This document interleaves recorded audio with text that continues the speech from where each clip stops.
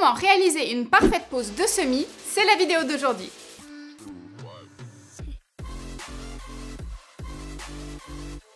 Coucou les filles, j'espère que vous allez bien. Dans cette vidéo, on va découvrir comment réaliser une pose de semi-permanent parfaite. Donc ici, j'ai utilisé le coloris Pacific Sunset de la marque Gelish. C'est parti, je vous laisse découvrir ça et on se retrouve en fin de vidéo. Vu que c'est un tuto spécial pose de semis, je vais survoler certaines étapes. Alors, on retire notre ancienne couleur. Perso, je n'utilise pas d'acétone puisque j'ai l'habitude de manier la ponceuse. Et pour cette étape, j'utilise l'embout Piriform Premium d'Ongle 24. Je vous mets le lien en description les filles. Pour le retrait sur ongle naturel, il faut être sûr de ses mouvements et procéder dans un ordre assez précis. Ça ne se fait pas au hasard. Il faut régler sa ponceuse selon sa puissance en position soft à médium. Il faut suivre un sens logique de manière assez rapide pour que ce soit efficace et indolore. Si tu es trop lente, tu t'attarderas sur une même zone et ça sera très désagréable parce que ça propage la chaleur de la molette qui tourne très vite. Par contre, attention, il ne faut pas confondre rapidité et précipitation, sinon on glisse et on blesse la peau. Pour les cuticules, j'ai utilisé deux embouts. Le premier est en diamant conique et permet de décoller efficacement la cuticule, qui repousse en même temps que notre ongle. Je travaille toujours dans un sens logique, de droite à gauche pour obtenir un aspect clean et net. Même chose pour la coupe, j'utilise une pince bien coupante et propre. Moi, je me sers du modèle Born Pretty. Si tu respectes bien toutes ces étapes, que tu t'appliques et que les peaux sont bien hydratées, tu n'auras pas de risque de saignement. Il faut être méticuleux et bien concentré. Donc ne te disperse pas, si tu préfères ne pas papoter en même temps, c'est normal au début. La gestuelle et la confiance en soi s'acquièrent avec le temps. Ensuite, j'utilise mon tout petit embout fin. Je l'aime trop celui-là, c'est vraiment un indispensable aussi. Même s'il ne paie pas de mine, il me permet de venir lisser les dernières petites peaux et le pourtour de l'ongle. Petite mise en forme à la lime douce, bien sûr c'est très important de limer et raccourcir maintenant avant la pose de la base.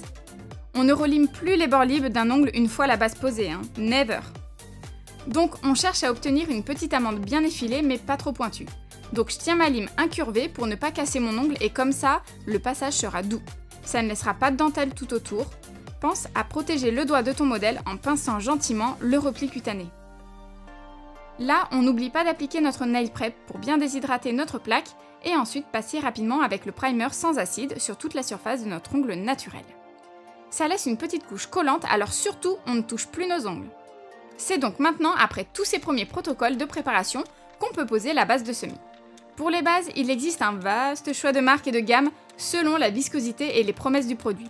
Il faudra en essayer plusieurs pour se faire une opinion et choisir celles qui correspondent le mieux à sa technique et aux différents besoins de sa clientèle. On pourra vraiment s'y perdre, alors mon premier conseil serait de miser sur de la qualité ou des produits à forte renommée respectant des normes CE, donc contrôlés et fiables pour la santé de nos ongles. C'est beaucoup trop important. Et ton exigence sera à la hauteur de ta clientèle. Redouble de vigilance, particulièrement si tu travailles sur des personnes sensibles, qui sont victimes d'allergies, ou même des femmes enceintes et ou ayant des traitements. Ensuite, second critère, la viscosité du produit est à prendre en compte. Il existe des bases ultra fines et liquides, comme jamais, qui conviendront peut-être à un ongle souple et flexible, et d'autres plus épaisses, voire nutritives, pour un ongle qui a tendance à se dédoubler ou qui est cassant. Bon, une fois mes 10 doigts catalysés minimum 60 secondes sous la lampe, je dégraisse avec du cleaner. Vous avez le choix de le faire ou non, c'est vraiment à votre convenance. Mais moi je préfère passer un coup de bloc polissoir pour gommer les éventuels petits défauts. Le truc c'est que si je le fais pas, je vais à coup sûr avoir soit des imperfections liées à la base ou la nature de l'ongle, soit des problèmes de niveau comme des petites vagues à cause des courbures naturelles de la plaque ongulaire. En plus, je trouve clairement que grâce à ça, l'application de mon semis est plus simple et adhère mieux. Encore une fois, c'est à vous de voir si vous voulez gagner 20 minutes ou pas sur votre temps de presta. Sinon, pour le choix des bases de semis, là il faut faire appel à nos compétences pour cerner les besoins. En premier lieu, ça se voit à l'aspect, donc à l'œil tu peux déceler les faiblesses d'un ongle. Puis, dans un second temps, tu questionnes la cliente pour affirmer tes opinions. Le dernier point où l'on n'est plus du tout en capacité d'influer ou de faire quoi que ce soit, c'est bien le rythme de vie de ta cliente. Et c'est aussi le dernier point à étudier. Parce que tu pourras sûrement contrer son quotidien très mouvementé par exemple avec un produit plus épais. Sans dire de passer au gel, hein, car le gel n'a pas réponse à tout non plus. Toutes ces questions aident considérablement à choisir une base adaptée. Arrive bien loin après la question du tarif. Je doute que ce soit si important du moment que tes produits soient qualitatifs. C'est pas là-dessus qu'il faut penser à faire des économies.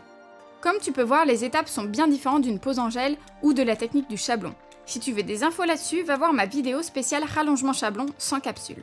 Bon, je te propose un petit jeu et énumérer les choses à faire et à ne pas faire concernant les bases de semis. Es-tu prête ?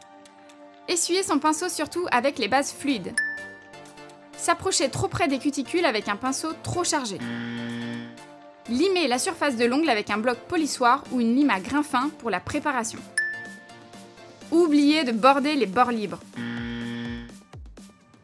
Travailler doigt par doigt pour éviter les bavures. Faire des mouvements brusques pour être plus rapide. Ok, bon, bravo. Je pense que ce sont autant de petites choses simples à se rappeler et appliquer au quotidien. Avant de se lancer à l'aveuglette avec une base, essaie-la sur toi pour voir comment elle évolue. Ce sera un très bon baromètre. C'est le moment de choisir la couleur. Grosse opération. Après un choix mûrement réfléchi et une délibération, on choisit la teinte Sunset Pacific de Gelish. So, let's go! Ce sont des vernis pas très opaques et très fluides. Ils ne sont donc pas évidents à manier et en couche à peine trop épaisse, ils frisent. Mais la tenue est top et les pigments sont sublimes. Heureusement qu'ils ont ça pour eux. Le truc des vernis liquides, c'est que pour obtenir un rendu parfaitement net, on a tendance à épaissir les couches. Mais c'est une erreur. C'est juste qu'il existe des marques comme Shellac qui nécessitent pour ainsi dire 3 couches. Bon, je suis pas du tout fan, c'est d'ailleurs une marque que je n'apprécie pas trop et Gelish est presque dans leur lignée. Bref, si tu veux voir un peu les marques que j'affectionne, tu peux checker ma vidéo, mais cette marque de semis favorite. Il est clair qu'en semis, la grosse difficulté, c'est de parvenir à le faire tenir et vieillir dans le temps proprement. Pour moi, la clé de la réussite se résume dans la préparation irréprochable des cuticules et de l'ongle. Donc ça passe aussi par un limage souple et non agressif, et par le choix des produits. Si votre base se décolle, ne cherchez pas. Pour moi, c'est soit que vous n'avez pas fait vos cuticules correctement, soit que votre ongle est trop souple, voire abîmé, ou qu'un corps gras était resté sur les ongles, ou encore que la marque utilisée n'est pas fiable, voire tout ça en même temps. C'est donc avec le temps que vous allez pouvoir déceler les points à améliorer sur vos protocoles. Je pense vraiment que c'est une bonne chose de faire ses propres erreurs. C'est comme ça qu'on percute mieux et qu'on comprend comment ça marche. Si t'es d'accord avec moi, donne-moi un exemple en commentaire d'une chose que tu as appris cette année par toi-même. On termine d'appliquer notre première couche et on s'attaque à la seconde. Toujours aussi finement. En gros, la deuxième couche apporte toute l'opacité et l'intensité à la couleur. Si vous vous posez la question de pourquoi je n'ai pas fait le pouce, c'est en effet bien volontaire.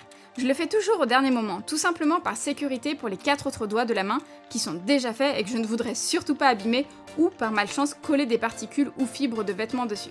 Autre petite explication, c'est que certaines bases ou semis sont très liquides, donc à moins d'être contorsionniste, je connais personne qui arrive à maintenir toute la main à plat sous la lampe avec le pouce, aussi droit que les autres. Il est souvent sur la tranche, donc il y a une face vers la base de la lampe qui catalysera peut-être moins bien, selon comment on se tient. Et je ne peux pas surveiller chaque mouvement une fois sous la lampe de mes clientes, donc en isolant le pouce et en le posant seul bien à plat dans la lampe, je suis certaine que tous les angles seront bien séchés. Je vous assure que ça vaut le coup de le faire. Ce sont toutes ces petites choses qui, mises bout à bout, feront que votre pose sera nickel et durable. Donc, il faut toujours avoir un bâtonnet de buis à portée de main pour essuyer au fur et à mesure le vernis qui coule ou retirer une poussière qui se serait logée dedans. Si tu laisses tous ces petits défauts clairement au moment de protéger ta couleur, ça se verra toujours. Donc si tu veux proposer un travail de qualité, il faut être attentive aux détails. En ce qui me concerne, mes clientes chéries ont toutes des activités bien différentes. Donc oui, il faut être exigeant dans son travail, pour que chaque maman, étudiante ou businesswoman puisse apprécier vos services sur plusieurs semaines. J'ai déjà vu des poses de semis avec une forte repousse tenir 6 semaines, donc tout est possible. Choisis bien ton top coat, n'importe quelle finition ne fera pas l'affaire. Il te faut un top coat semi, pas en gel, c'est plus sûr. Et donc, of course, je protège mes 4 doigts avant de passer au pouce. Comme ça, ils ne craignent plus rien et en cas de maladresse, on aura sécurisé notre couleur. Pourquoi vous ne pouvez pas poser un top coat gel? En fait, si, bien sûr, il adhérera, il catalysera aussi parfaitement, mais après quelques jours, il pourra commencer à craqueler et ce n'est pas jojo. Les finitions gel ne sont pas adaptées à un ongle souple en semi. Il lui faut une base dure et robuste comme le gel de construction pour ne pas se strier avec les chocs du quotidien. Donc, méfie-toi juste de ça. Pense toujours à bien border ta couleur et recouvrir intégralement la surface de ton ongle. Pas besoin de mettre beaucoup de matière, l'essentiel c'est de ne pas laisser de trous ou des traces de pinceau. Personnellement, je travaille avec plusieurs marques, je connais par cœur mes vernis. Je sais comment ils s'appliquent ou quels sont leurs petits points faibles, donc je contrebalance avec un top coat adapté. C'est vrai que si on écoute chaque marque, elles te garantiront une brillance et un glossy parfait pendant X semaines. Ce n'est pas toujours la vérité malheureusement. Alors déjà, élimine les marques trop cheap qu'on trouve de partout. Cherche l'exclusivité, les marques vraiment professionnelles. Y a pas de secret, c'est comme ça qu'on tape dans le haut du panier.